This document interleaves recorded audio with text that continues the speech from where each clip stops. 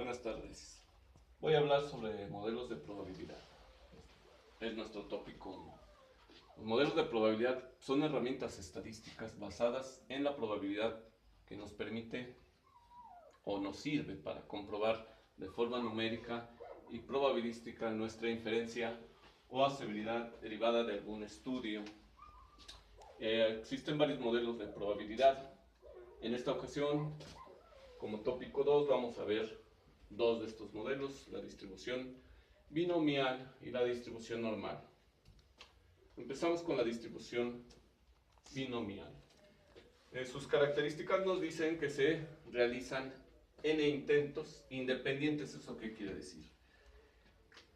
Vamos a suponer que en una bolsa tenemos bolas negras y bolas azules,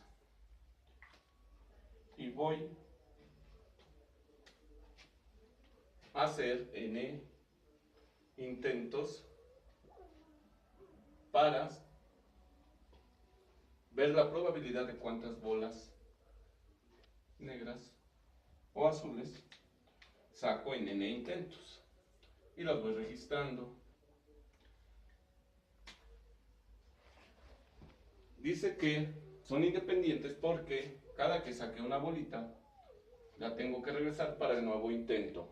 También nos dice que se obtienen dos resultados. En n intentos solo podemos obtener resultados de éxito o fracaso. Esas son algunas de las características. También nos dice que la distribución de probabilidad es discreta, o sea, que vamos a trabajar con números naturales. Ok. Para trabajar con este tipo de distribución, tenemos un coeficiente, una fórmula, que vamos a anotar aquí, con un coeficiente de nx, donde n son los números de ensayos, x son los números de éxitos, por la probabilidad de éxito elevada al número de éxitos que se desean por la probabilidad de fracaso elevada al número de intentos menos la probabilidad de éxito que se desea. Esa es la fórmula y la vamos a aplicar en un ejemplo que tengo aquí ya preparado.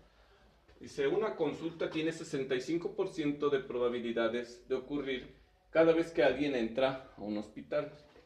¿Cuál es la probabilidad de que dicho evento suceda en 2 de 5 personas que ingresan al hospital? Vamos a ver. Primero vamos a sacar los datos donde la probabilidad de que este evento suceda es igual a 60.65, que es 65% transformado a cifras decimales. Nuestra probabilidad de fracaso es la resta precisamente del 100%, le quitamos el 65 y nos queda el 35%, que poniéndolo en decimales sería 0.35. También tenemos que el número de intentos son 5, ¿sí? Que son las personas que acuden, y nuestro número de éxitos que deseamos tener, que sería x, es 2.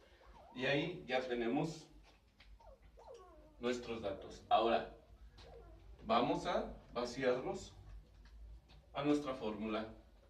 Decíamos que el coeficiente sería 5, 2 por P, que es 0.65, 0.65 elevado a X por la probabilidad de fracaso, que es 0.35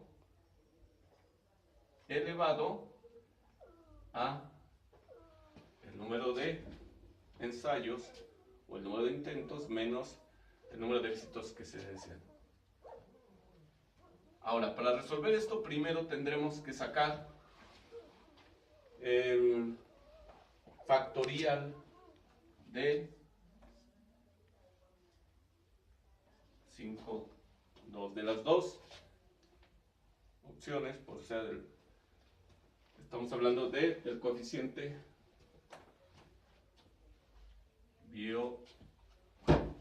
binomial, perdón.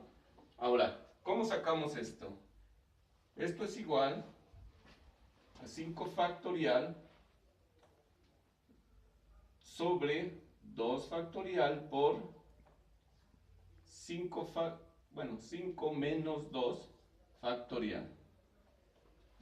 ¿Y esto cómo se resuelve?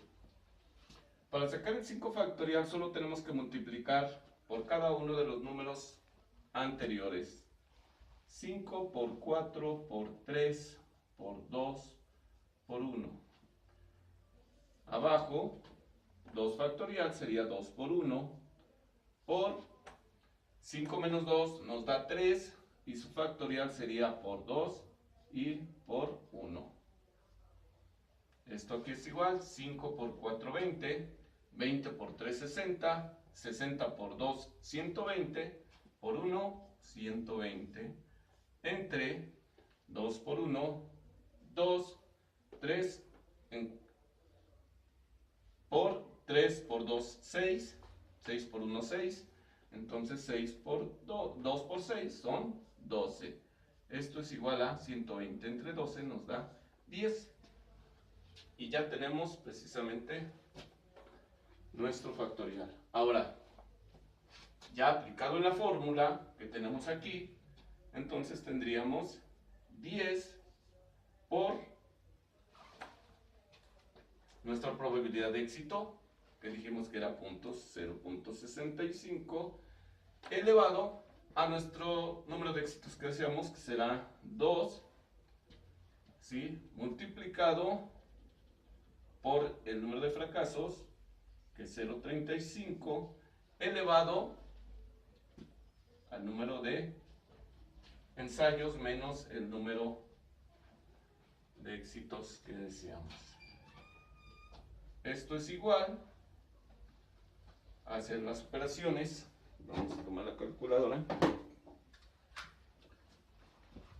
10 por 65.65 por 0.65 nos da igual a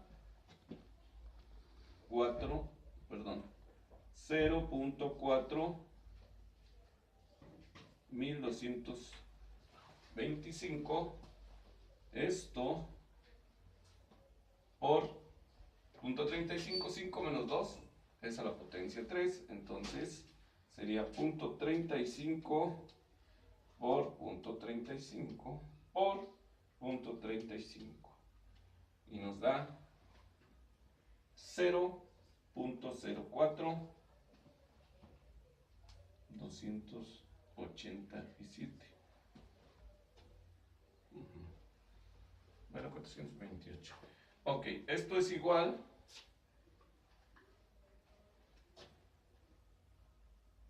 a 10 por 0.4225 por 0.0428 y nos da igual a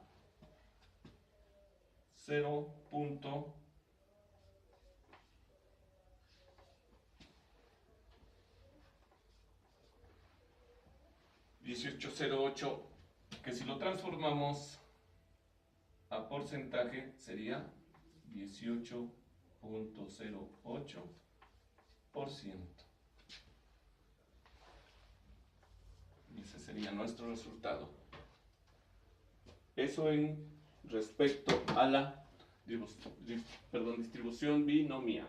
Ahora vamos a ver la distribución normal, que en sus características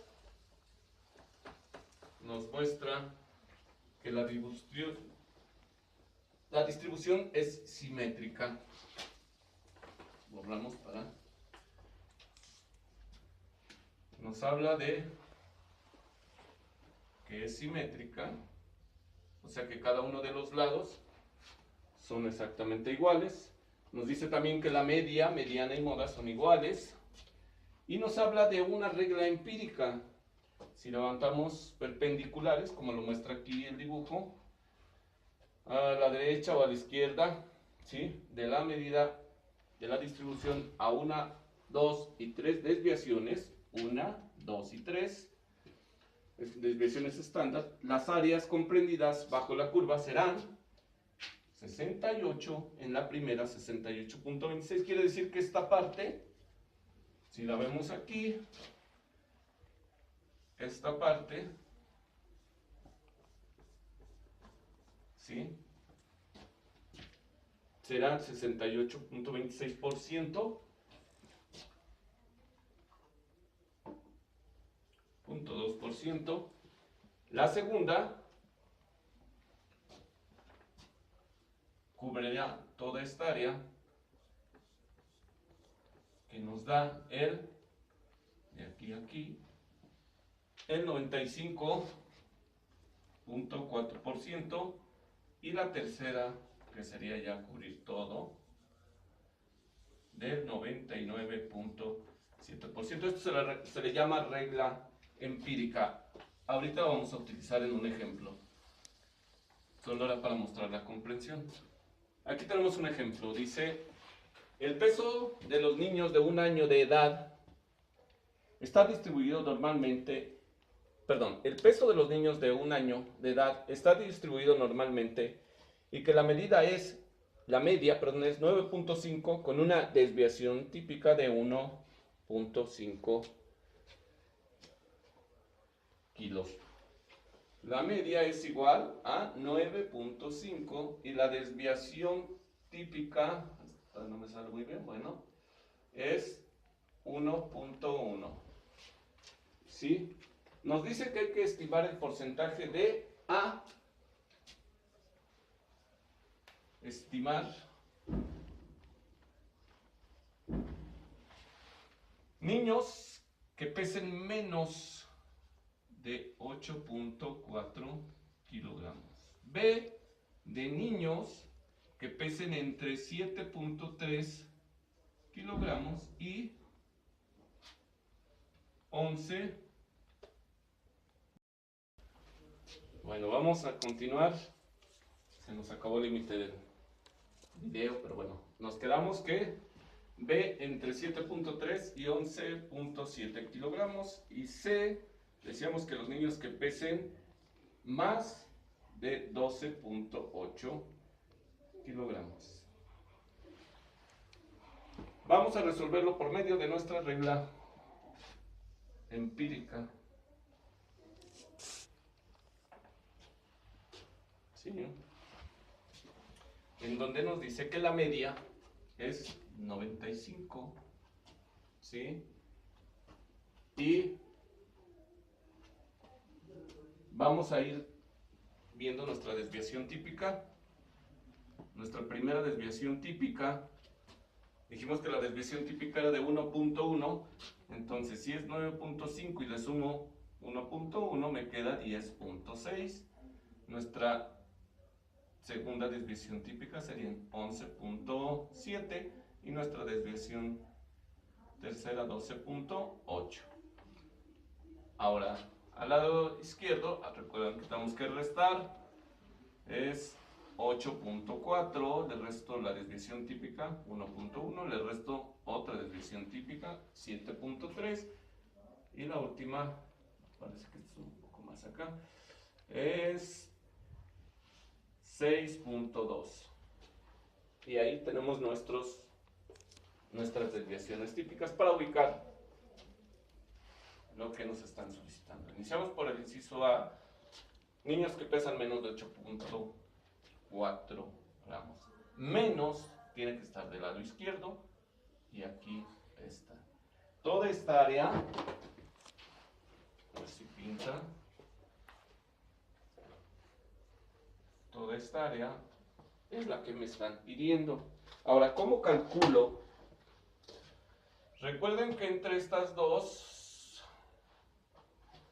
según nuestra regla empírica, tenemos 68.2%. Para obtener esta parte dijimos que nuestra distribución es simétrica, por lo tanto es igual de los dos lados, entonces le resto lo que sobra de 100. ¿Sale? Y me daría, bueno, 8.1 y 3, que sería 31.8. Pero eso es entre las dos partes, ¿sí? Porque el 100% es todo lo que está aquí. Entonces, para que pueda saber cuánto queda aquí, divido esto entre 2 y me va a dar 31.8 entre 2,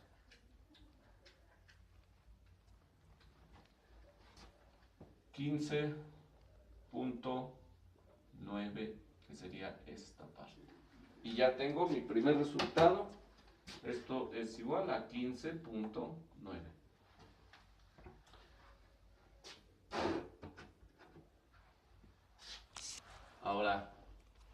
Ahora vamos a ver el inciso B, en donde nos pide niños que pesen entre 73 y 11, perdón, 7.3 y 11.7.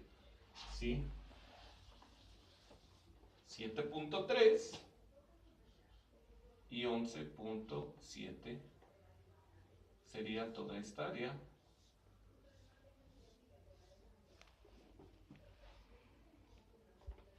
Y esa, en base a mi regla empírica, me dice que es 95.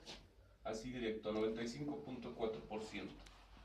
Esto es igual a 95.4%. Sin ninguna operación, porque aquí me lo da mi regla empírica. Y por último, se dice más. Niños que pesen más de 12.8, que sería esta área. ¿Esto cómo lo voy a sacar?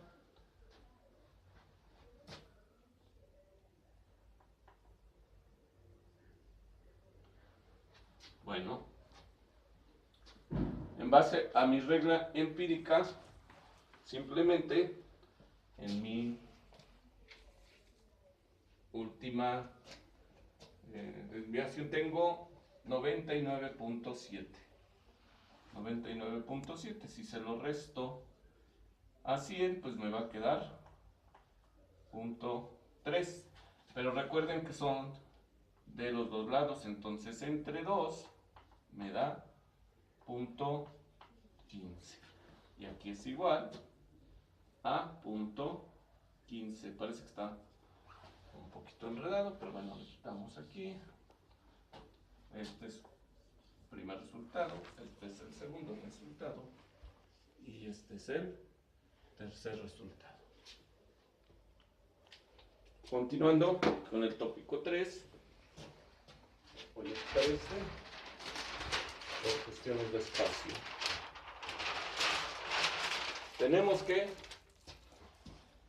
contrastación de hipótesis, comparación de los resultados o datos obtenidos, o sea, la evidencia empírica, con la hipótesis, que es el supuesto.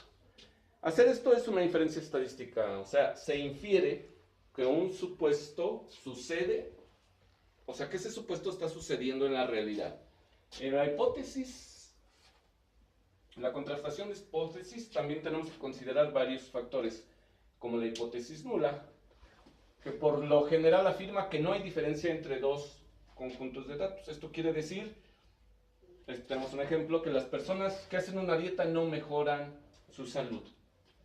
Y la hipótesis alterna, que dice lo contrario, que se sustenta con los datos experimentales, y es lo contrario de la hipótesis nula. Ejemplo, las personas que hacen una dieta sí mejoran su salud. En cuanto a una contrastación de hipótesis, vamos al tópico 4, que nos dice que la relación entre el nivel de significancia con el azar quiere decir que el nivel de significancia es el parámetro que se establece para determinar si los datos obtenidos pueden ser considerados estadísticamente significativos. Otra característica es que si el valor de P es menor o igual al nivel de significancia establecido, los datos se consideran estadísticamente significativos. El nivel de significación se establece como 0.05, lo que significa que la probabilidad de que exista en los datos al azar es de solo el 5%, por lo que el nivel de significancia es aceptable. ¿Qué quiere decir esto? Que es el margen que tenemos, 0.05, ¿sí? Para determinar que tenemos un margen de posible error dentro de nuestros modelos de probabilidad. Seguimos con nuestro último tópico, que es el 5, y que nos habla de las variables aleatorias, discretas y continuas. Sí, la variable, aquí tenemos sus características, las variables son las características de individuos de una población, cualquier característica de la que estemos estudiando. La variable aleatoria funciona tal que todos sus primeros elementos son puntos del espacio muestral. ¿Sí? Vamos a ver. Variables se dividen en cualitativas, que ya las hemos visto, y cuantitativas. Lo que ahorita vamos a ver es las cuantitativas, ¿sí? Y estas se subdividen en discretas y continuas.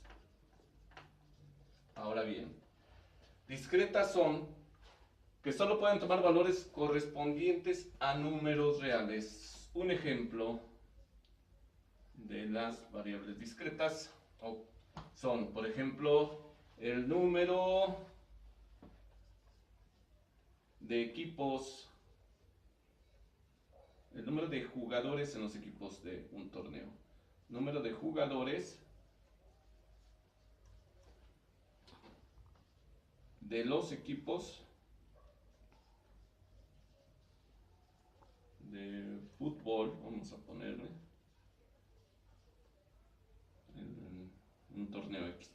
Y podemos decir, equipo 1 tiene 21 jugadores, equipo 2 tiene 19 jugadores, equipo 3 tiene 20 jugadores, y así, etcétera, etcétera. Ese es en cuanto a las discretas. En cuanto a las continuas, dice que es aquello en lo cual existe un valor potencialmente observable entre dos valores, y sí admite valores intermedios. Ejemplo, vamos a poner un ejemplo donde podemos decir que vamos a ver la estatura de alguno de estos equipos, precisamente de alguno de los equipos, la estatura de los integrantes de algún equipo, de los antes dichos. Por ejemplo, en el equipo 1 está Juan y mide 1,75 metros. Está Roberto, que mide 1,80 metros. O está, no sé, Pablo, que mide 1,70 metros, etcétera, así todo. Esa es la diferencia entre variables discretas y variables continuas. Y este sería todo en relación a los modelos de probabilidad. Gracias.